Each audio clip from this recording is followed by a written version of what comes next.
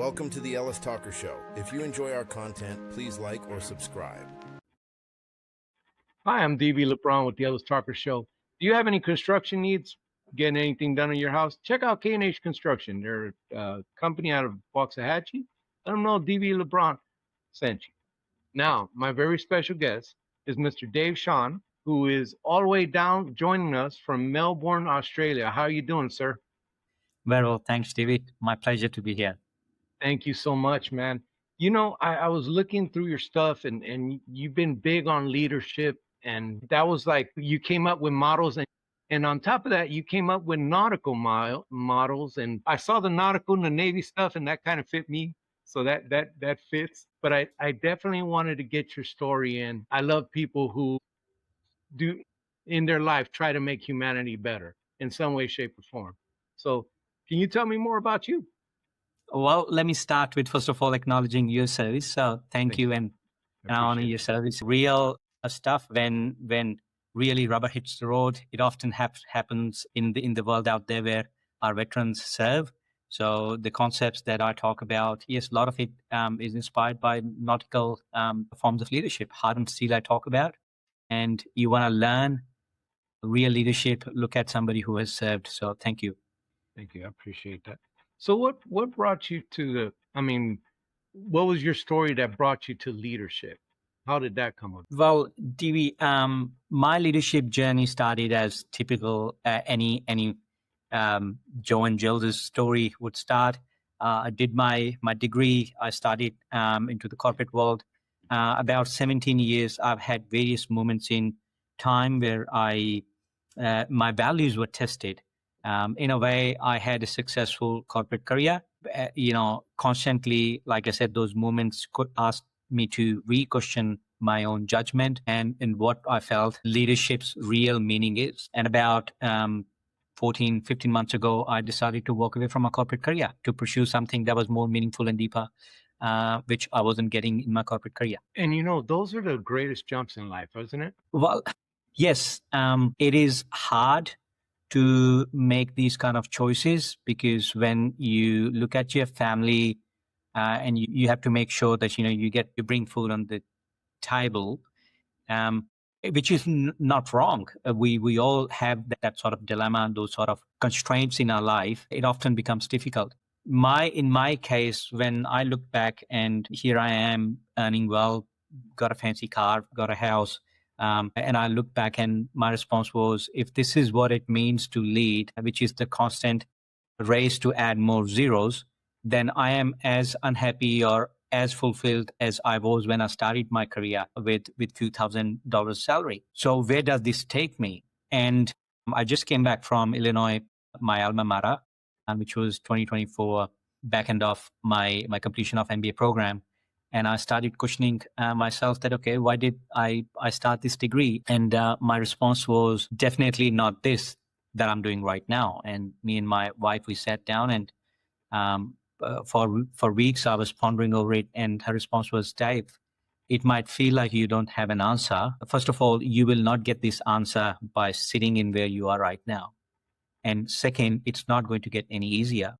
I'm turning almost 40 now. When I'm 50 or 55 or 60, it's not going to get any easier. So I walked back and there were some conversations around restructuring in my organization. And I felt that was my moment to believe and take the road that I've been talking about. I had no idea what I'll do. Honestly, the whole concept of book and all that, I had no idea about it at the time. And the point I want to make is it often feels hard. It takes a lot of courage, but one doesn't need to define their entire walk. One doesn't need to define the entire journey. You just have to have a good enough plan, the concept of good enough plan that I talk about. And that's what one must do.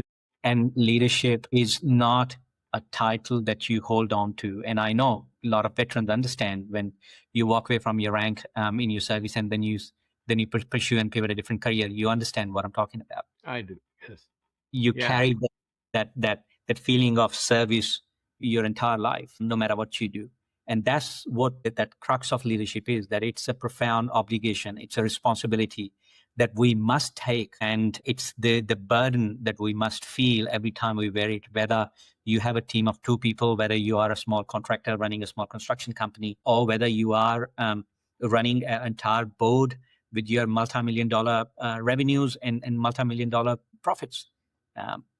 And that's what it in then comes to at the heart of leadership. Right. I would be remiss if I didn't mention the power that, this wonderful women that decide to do life with us. Their words can sometimes cut, they can correct, they can do a lot for us. And I'm grateful for that journey in my life, and I'm sure you're grateful in yours. She kind of told you how it was, huh? Absolutely. We are never become who we are in one moment. It is several interactions throughout our life and several decisions we make. And that's what leadership is. It's essentially a series of decisions we take that establishes our value system, that establishes who we are. It's the several journey of being with mentors, being with teams who shape you, your opinions and your decisions, and we get to a point where we are. I often say most people think leadership starts in a boardroom, or when the very first time you gain a title, or you become manager or whatnot, or in your MBA 101 about leadership. And my response is no. Leadership is a human journey. The very first time we experience leadership, or the element of leadership, is when we are born and we get in the hands of our caregivers, doctors, our parents, mom and dad, or anyone who cuddles us. That's the first relationship of trust that we create as a follower in this case. And then leadership happens in schools, on football playgrounds. Leadership happens all the way when we go out and join our first internship. Leadership happens all the way to the very moment when we get married, have our kids, and it happens throughout our life. It's a journey. It is a journey. What is the new leaders, when they come in, they usually don't know their head from their butts. What is the biggest mistake that you see that new leaders make? Well, mistakes part, I suppose we are surrounded with it. One can make a million mistakes. The problem is not with making mistakes. The problem is with fundamental definition of leadership, what people, younger people and older people, even, people who have been leading people for decades, when the definition of leadership gets misconstrued. What we perceive today is that leadership is race to win. We often celebrate leaders like DT-like creatures like Alexander the Great, or people who constantly win. Wall Street does no good either, because we celebrate those leaders who win KPIs, who hit shareholder values, who hit all that stuff. So it essentially becomes race to win, race to gain titles, race to get bigger paycheck. Bigger the paycheck, the expensive the car I drive, more successful I am as a leader. That's what we have defined in modern terminology, what leadership should look like. And the reality and the fact is that's all wrong. Essentially, if we go back in history and figure out why did we start picking people as leaders, and if we go back all the way to Savannah, we will find the whole concept was that we looked around, and when we saw somebody, one person that we can trust and we can give our extra excess of resources to them or influence, they will be the one who will do justice and make sure everyone gets fed when there's drought. They'll make sure everyone's protected when wild predators attack the group. But over time, it became the game to get that title, get that crown. And that's what modern generation sees leadership. They don't see it as an act of service. And that's doing far more harm, far more damage than actually good. Have you seen a difference in how different generations see leadership? Yes, I think from my perspective, there are multiple ways of looking at it. Every generation has thought they have discovered everything about humanity and human brain and human interactions. Right. For example, back in 1960s, if somebody were to talk about empathy, you will essentially call them as weak leaders. If somebody will talk about vulnerability, people will say, "Oh, you're not ready yet," or "These are not the qualities people want to see in strong leader. You have to build a facade of these strong, almost cruel leaders who will basically walk on anything and everything to get to the other side. But then came, early 2000s, the likes of Simon Sinek and Brené Brown came with far more grounded concepts of what we see leadership. But are these concepts new? In some ways, no, because they are grounded in humanity and they are part of who we are as humans. We see these concepts in our moms, in our dads, who actually provide us all the care. But over time, when we turn 18, we're given this wrong concept of leadership that we have to win at any cost. So it is not that leadership has generationally changed. It is that we are discovering so much about human society and us as humans that we are unraveling the pieces of what really creates this element of trust, how we define leadership. And yes, like I'm talking about these concepts that are relatively old but new, and how we see these concepts and how we present this concept matters. I stand on shoulders of all the giants who have come before me, and I'm pretty sure we will continue to explore and discover far more newer things that will advance the whole concept of leadership and how humanity really defines leadership in a better way. Well, because you wrote a book on it, and you came up with a model, this nautical leadership model. What were the inspirations for you when you were working on that book and working on that model? Because to build a model, that takes a lot of deep thought, and obviously you were in it. So what brought you? Who inspired you in that?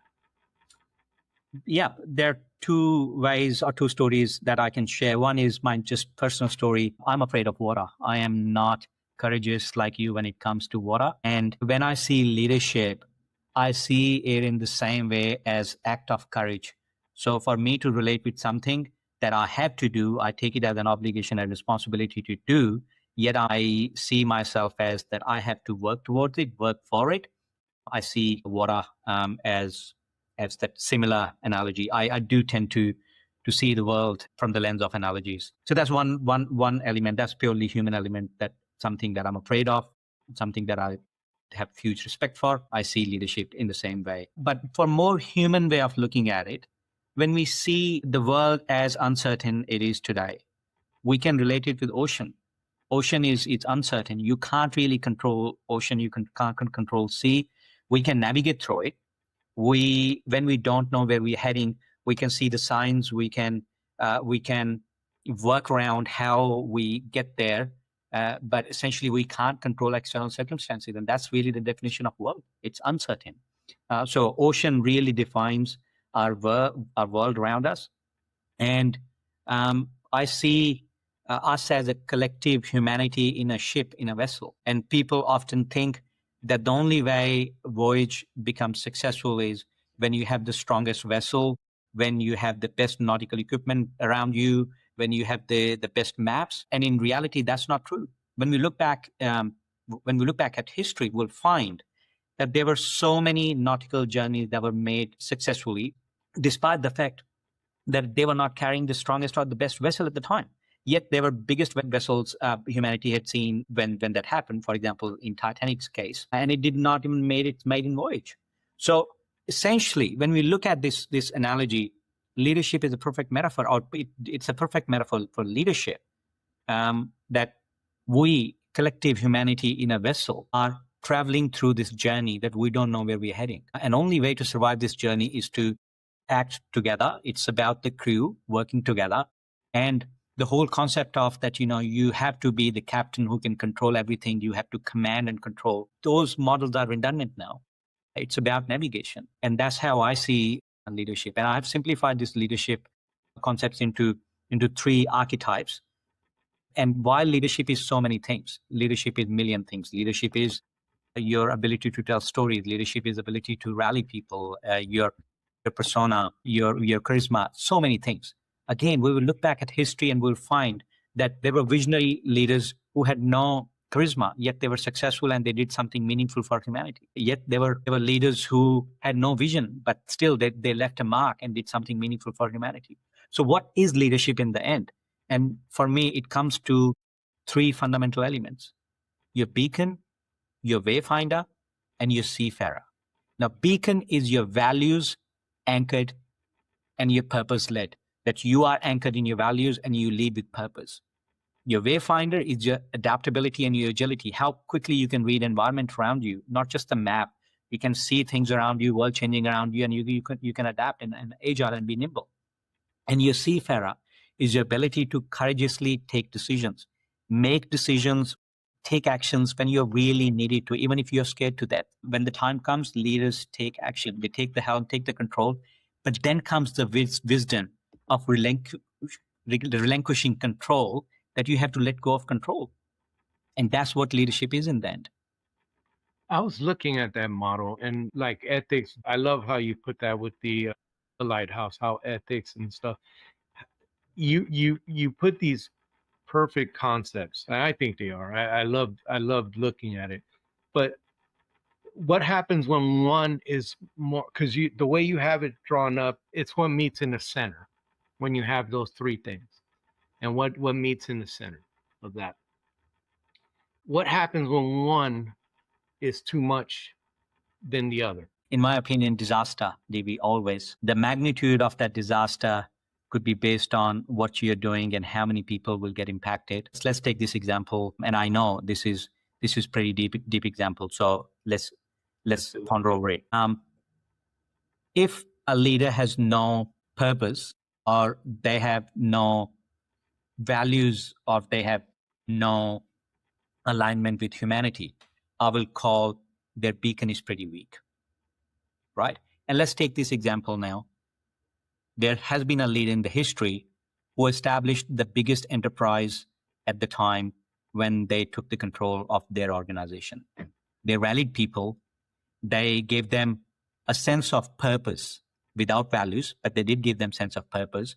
And I call them generally these kind of purposes as pseudo values. If a purpose is not anchored in values, and there's a definition around what really means to have beacon or purpose, but say the lack of beacon was the case in this leader's case. They were exceptionally agile.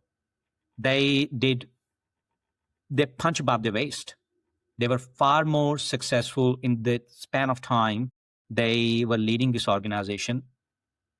But the outcome was they were responsible for several million deaths on the planet.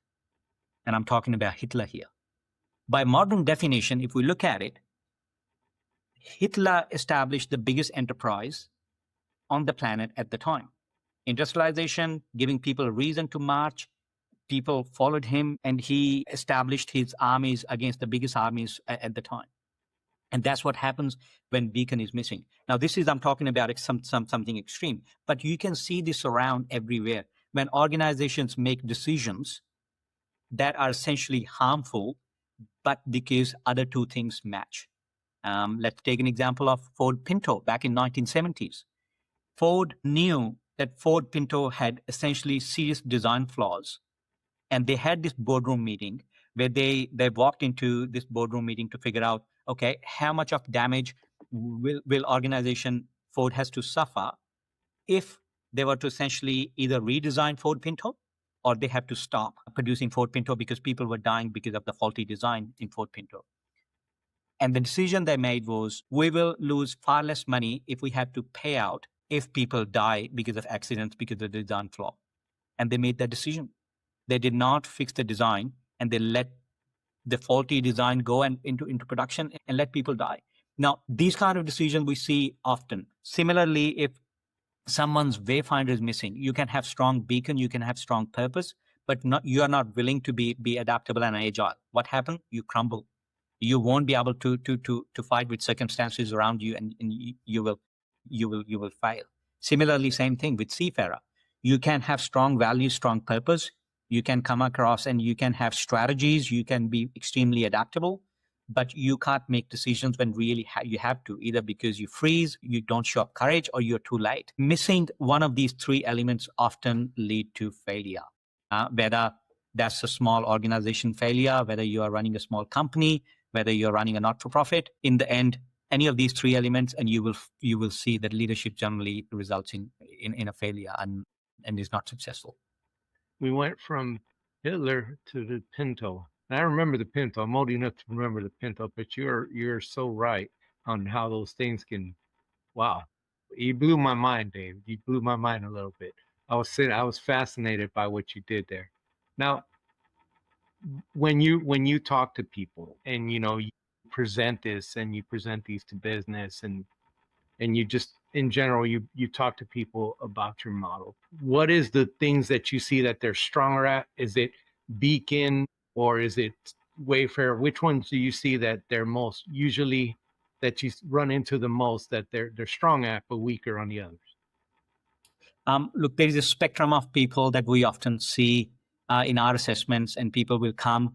And generally what I've seen is generationally and as humans, we are tending more towards purpose-driven lives. And big part of it is just as humanity, we are evolving to travel on higher level of